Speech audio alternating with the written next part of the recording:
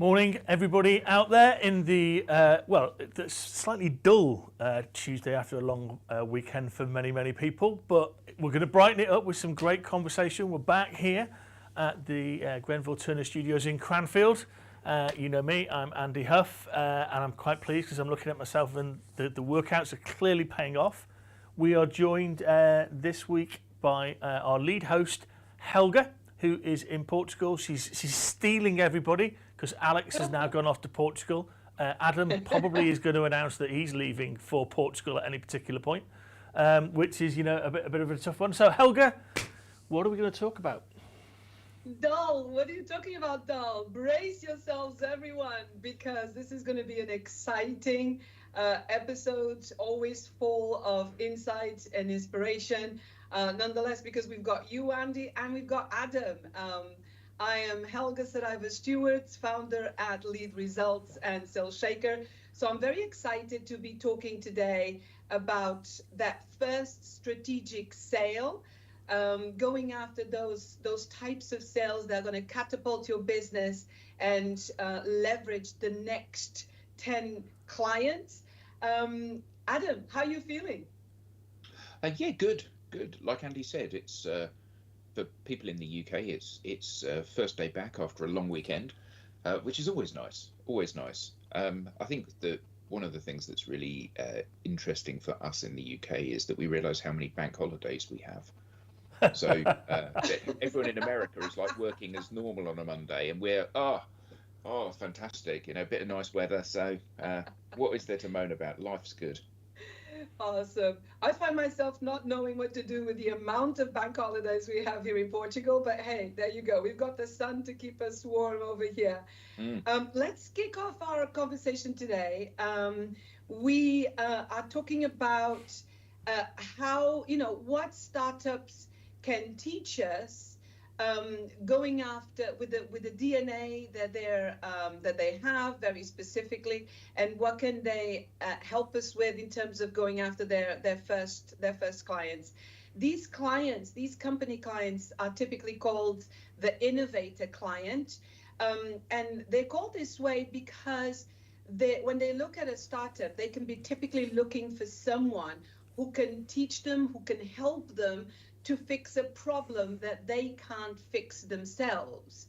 And so these companies can become, kind of business cases for startups. They can help these startups to actually go and attract investors. They can become part of that whole process. So there's a very, very specific scenario around this. Adam, can you share a little bit about your experience and just help us set the scene here? Yeah, so I've run a number of startups, and I think that, well, it's a very different world to the corporate world. Obviously, when you're a startup, you have little track record, you have little structure around what it is that you're trying to do in many cases. You're kind of being very reactive to the environment around you. You're looking for your first few clients, and those clients are not necessarily the clients that you're firing at. However, as a startup looking for your first few clients, you need to take the clients that present themselves and the opportunities that kind of crystallize as a result of that. I think one of the things that's really interesting for me is how there's a really good kind of parallel between startups in business and young people or people new in role. And I think that as I have got older, one of the things that I have kind of tried to coach the people that I work with to embrace is this idea that you being my first time, you being my first client, you being my first big win is not a negative thing. I think that startups are in this mindset that, we haven't got a track record, therefore we have to discount our offer, or we have to bundle more in with the work that we would normally do. Like young people, when they're trying to close their first piece of business, they feel in many cases, certainly the ones that I've spoken to, they feel in many cases that they're less attractive to the buyer because they're young, because they don't have a huge amount of experience. And I think what's really crucial in all of these instances is to major on the things that are a plus point. So I'm new in role, I'm a new business, you're going to be my first major win. Well, how attractive is it as a buyer to have the person that you're working with say to you, you are going to be my first major client. That means I'm going to work 10 times as hard for you as somebody for whom you're their 50th or 100th client. And I think that kind of mindset about leading with the things that these people can clearly see. A 22-year-old new enroll or a business that's only been running for 3 months, you can't say, here's my enormously long track record. You can't say, here are the proof points. You can't say, here are the case studies. So what can you say that's positive? Well, you can say, you are going to be the person that defines how we do this. Therefore, we're going to be absolutely focused on your needs and what it is that you want to get out of this. And I always think that that's an incredibly positive way to start a relationship. Yeah, and thank you for that. And we'll kind of jump into the traps and dangers as well of that scenario. But I love your words. And one of the things, I mentor quite a lot of startups, and I love how they can bring fresh eyes into a problem, and they're the ones investing into fixing it. So it may be that another value proposition that they can offer their first strategic client might be, look, we are the ones, we understand, we are focused on this problem. They obviously have to do their homework in validating that this is a problem that their client actually really values. So it's very important, critical that they go after the right personas, the right ideal clients, and they understand them very, very well. And propose, obviously, being the ones that are investing in fixing this problem, that this focus is actually what's valuable about that first conversation. Often in the corporate world, you have sellers who are still focused on their own solution and presenting it to their prospects or clients. So I love this kind of fresh perspective that startups can bring to their first clients. What do you think are can we talk a little bit about some of the pitfalls of being kind of that young and inexperienced? Because, the risk of not delivering is very high. Yeah, is it?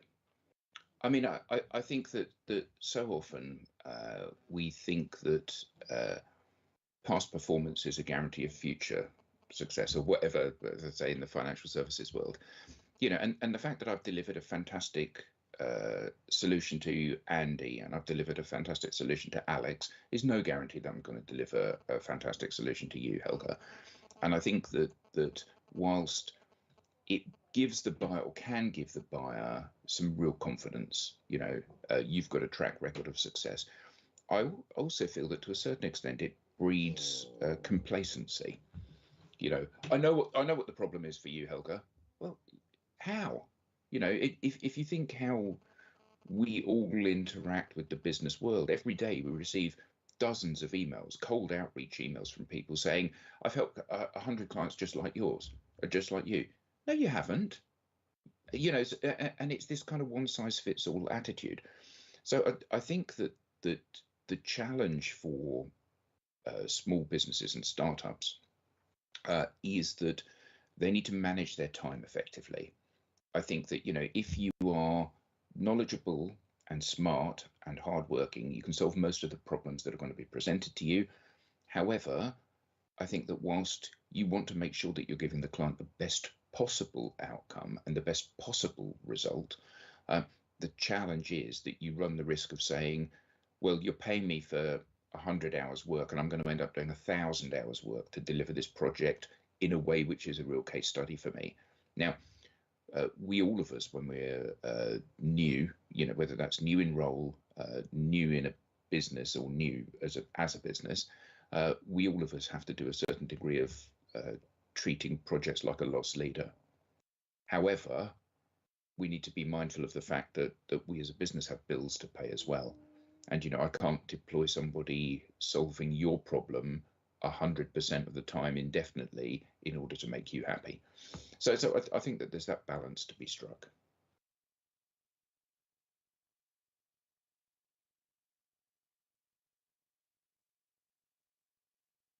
So, to me, Adam, a couple of points that I'd like to kind of clarify. I think a couple of definitions have been hijacked. So when we talk about a startup, we naturally start to think about tech, because that's the vast majority of where startups are. Yeah. But I was looking yesterday at some of the government stats and the fact that over 90% of UK businesses are SMEs. And there must be a massive amount of startups who are very, very traditional in what they do, whether it be an engineering firm, whether it be a gentleman I met very recently who's they were making trailers that go on the back of cars. That was a startup at one particular point. So we kind of get this big tech blur of what is a startup. And I really kind of sometimes question what is a strategic deal, because is it strategic for the company? Well, probably is, because you've just mentioned you've got to put bread on the table, you've got to pay everybody, so it's really, really important. But what actually is also equally important to go and question, I think, this is where you get, is it strategic for the people on the other side? And sometimes, unless you can get that clarity of, it is strategic for them, you're a strategic supplier, then you've got a real challenge around it. And I think we sometimes just get suckered into, okay, it's a startup who's looking at a tech company who's fundamentally then, looking at a SaaS solution. And I think there's a bit more to it than that. If we're not careful, we're like moths drawn to the flame. Yeah, I would agree. I do think, though, that as the seller, you have to treat every client as if it's a strategic, a strategic deal, and the reason is that you, particularly when you're in the early stages of development of your business, you can't possibly know who's going to become a lifelong client. Mm-hmm. So everyone is potentially a strategic opportunity. Yep. And I think that particularly in the early days of a business, everyone is a strategic opportunity, not because of just how you position them, but because that valuable feedback you get tells you whether or not your product is fit for purpose and it's the thing that the clients actually want to buy. Because, we've learned, as everybody does, that what I know you need to buy and what you think you need to buy are not necessarily the same thing. And it's an awful lot easier to sell somebody something that they want rather than something that they don't want. So allowing the feedback. Yeah. And, market creation is a long and lonely road in many instances. And working with clients where they are resistant to purchasing the thing that you're selling, even if you absolutely know that thing is the right thing for them to buy, just makes life extremely difficult. So I think being reactive in the early days to that live feedback from the clients that you're working with and the prospects that you have is absolutely crucial. But yeah, I mean, startup is not purely a tech thing, It's everybody's dream. Well, I say everybody's dream to open this. It's my dream to open a guitar shop one day, and that will be a startup. And ultimately, for all of us, it doesn't matter what it is. Whether you're crocheting things or delivering a piece of hardware that does facilities management in large office blocks. A startup and your dream is it has to begin somewhere, doesn't it? So let me just throw in a comment here, because I picked up on what you're saying about every seller should treat their clients as a strategic client. But here's a challenge that startups have, whether they have investment, they're pre-seed or seed stage already, they need a fast route to sales. They need a fast route to sales. And so I would imagine that that in itself is a huge challenge to treating every client as a strategic client. They need to be very, very good at targeting. And the better at targeting they are, the better their conversion rates are going to be. So they have this very small window of time, and they do have to build up the layers of client profiling, of potential client profiling, and target the hottest leads first. They've got to do this, otherwise they're just not going to get enough traction and interest for investment, if that's what they really need, especially if that investment is going to finance their technology, their innovation, their platforms, whatever it is that they're selling. So one way that I know a lot of startups do and are encouraged to do in order to meet that challenge is to actually ensure that in their founding circle, they have somebody who's a visionary, who's the visionary. They have somebody who's the order filler. They have somebody who's the technologist. And there has to be a place here and a huge focus on that targeting and going after that fast route to sales. And often they can just be more knowledgeable about the product and the technical side of things rather than the sales side of things. What do you think of that? Maybe. You stunned him into silence. Yeah. Well, you heard it here, folks, or you didn't hear it here. Adam was stunned.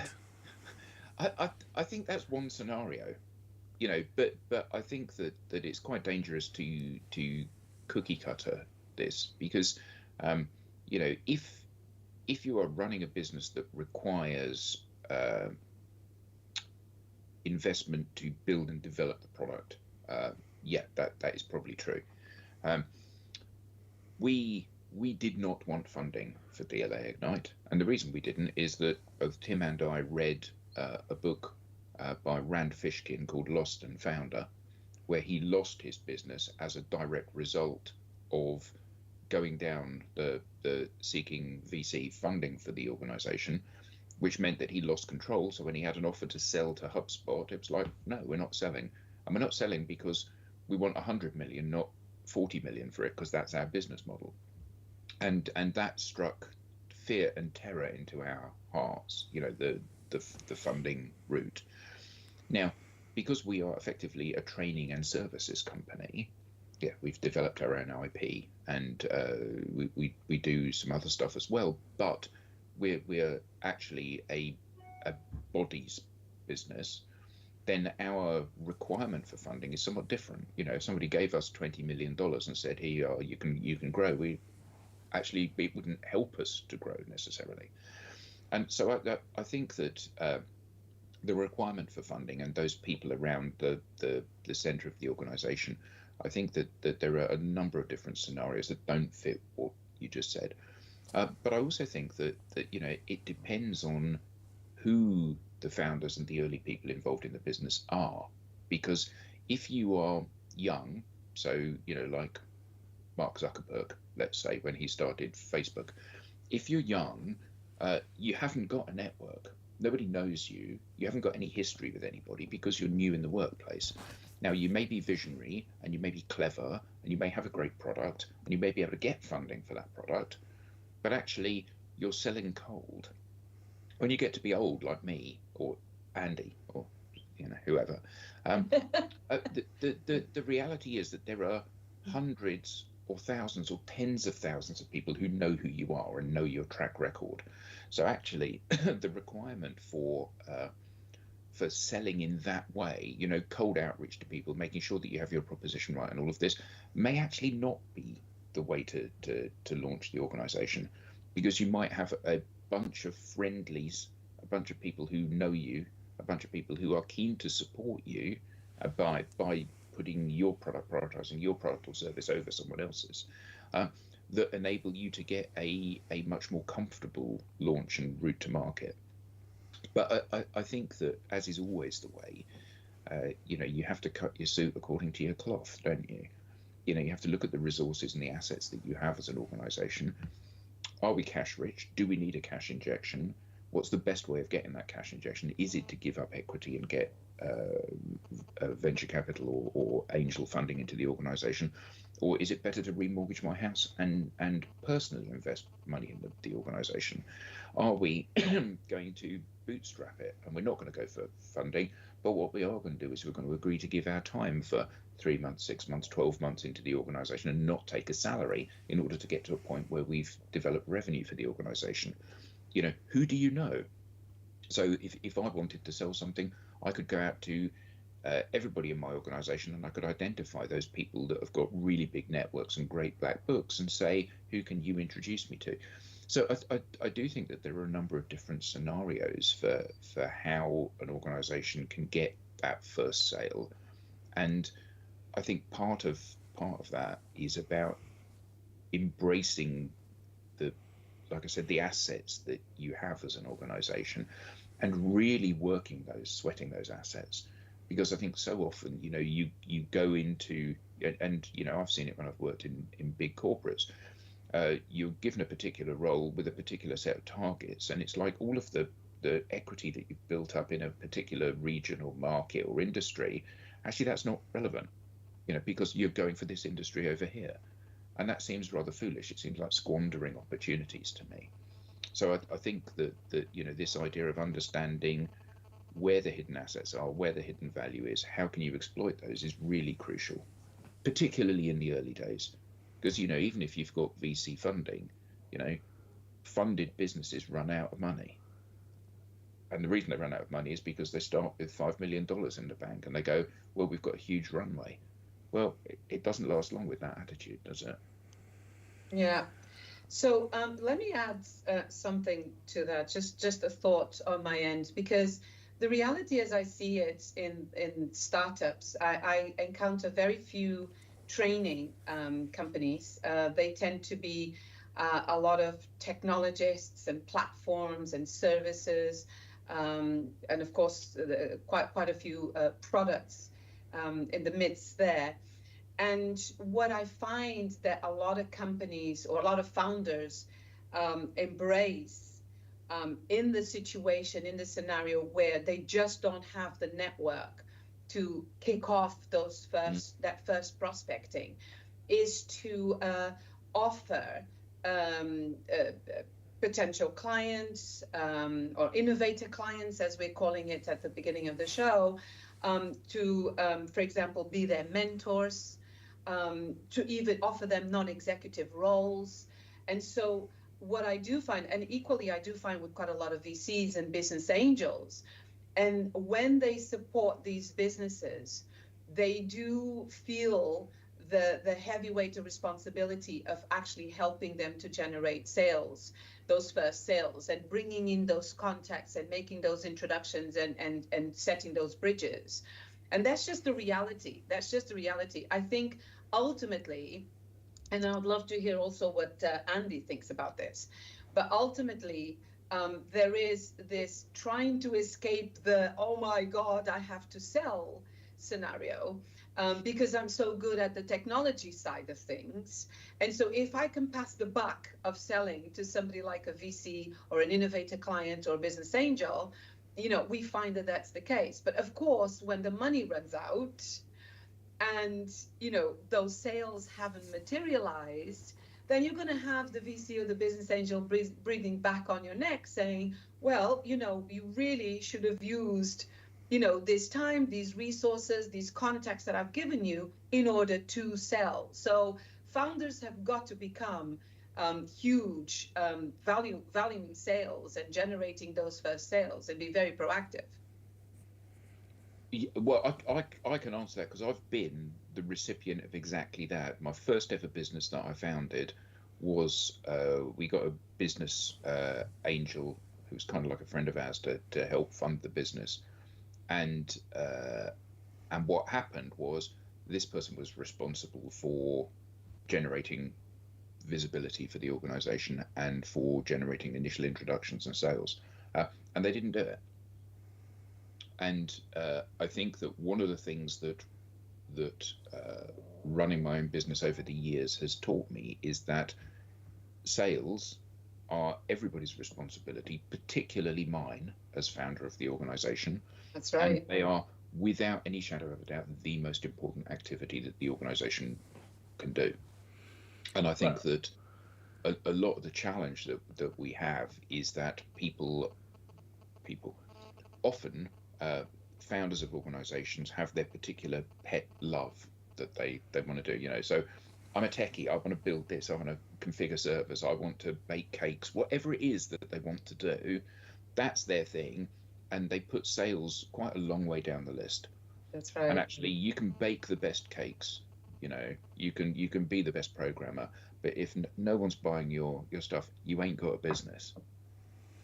That's right. That's the fundamentals, though, isn't it? So, I've got this scene in my head from Wall Street when somebody puts an arm around Bud Fox, yeah, and it's like you can't ignore the fundamentals, and that's the point. Is the world went cookie, I think, for about 9 years when it was free money, and no one cared. Yeah, there was no issue. Borrowings were at zero. You were then chasing multiples, and I've sat and so if I look at the ISP was a startup. Is a startup as a professional body. To your point, everybody had to be out there doing sales. The strategic deal was never the big one. The strategic deal was landing with people who understood what you were trying to do and then growing. So it wasn't about size. And people, I think, Helga and Adam, get all bent out of shape and go, strategic means big. No, it doesn't. Strategic could well mean landing with the right organisation that will be with you for multiples of years. And fundamentally, it's really quite interesting is if you're involved in a business, you've got to have people like that who listen. So I've been a board advisor, I've been on the board as a non-exec to an organisation, and the CEO just didn't listen. Yeah, it was very much Adam. It was a bodies company, it was a training company, and it found SDRs, and it then, and everyone's going, this is a technology company. No, it's not. It uses technology to enable some development of people, but it's not a technology company. Yeah, but it is because we've got these multiples. No one. It's not. It's this type of organisation, and again, it's back to the earlier point, isn't it? That everybody wants to try and make it fit that they're a tech company because you get massive amounts of interest if you're a tech company, and you get big multiples because then the next round of funding means that a bigger fish comes to play with you, and it's like, guys, it's the fundamentals. Don't try and maybe one of the best things that's happened really is the fact that there's no more free money. And so actually, you've really, to Adam's point, you've really got to cut your cloth according to your weave. You can't just throw money at the problem anymore. Yeah, I think, you nailed the point there that I wanted to ensure that got shared with everybody listening, which is going back to these fundamentals in practice really, in my view, means understand your client, but not, everybody still talks about needs. I've been a huge champion for transitioning your mindset from needs to problems. And even more, I talk about pains and gains, because you may not just focus on helping to reduce or eliminate certain problems. You might actually be sitting on the other side of the fence, which is helping your customer to achieve certain results or materialize certain opportunities. So there's pains and there's gains that help to make that sale exponential. Selling to needs is limiting. And at the back of that, startups should be focused on doing what I call innovation discovery. That innovation discovery helps you to connect the persona, your ideal client, the person who you help to materialize those gains or eliminate those pains better than anyone else. You do it better and in a unique way. And when your client understands that, and they become an ambassador for your own brand, whether it's a big ticket or not, that can also help to leverage your business. But as I say, startups really are looking, whether we think it's right or not, typically they are looking for that fast route to sales so that they can attract those VCs, those business angels, to actually come in and give them the cash. Whether that's the right approach or not, it would be lovely to hear from our audience out there, to give us your opinion. You're joining us live here now, but you can always... We're unfortunately out of time, so what we'll need to do is bring Stewart in at a later date. Come back to us, checking the Sales TV website, and you can find the channels that are available for you to join us there. Excellent. So it's been absolutely cracking. You'll have noticed, everybody at home, that obviously Adam is not Stewart. Stewart's had a parenting issue this morning, sorry. So we will get Stewart back on. If you go to as Helga says, the website and the LinkedIn page, you'll see all the future episodes, including the later edition. It's been fantastic to chat to you both this morning. Fantastic to get some of the comments. Thank you, Janet, etc. Have a great day, everybody out there.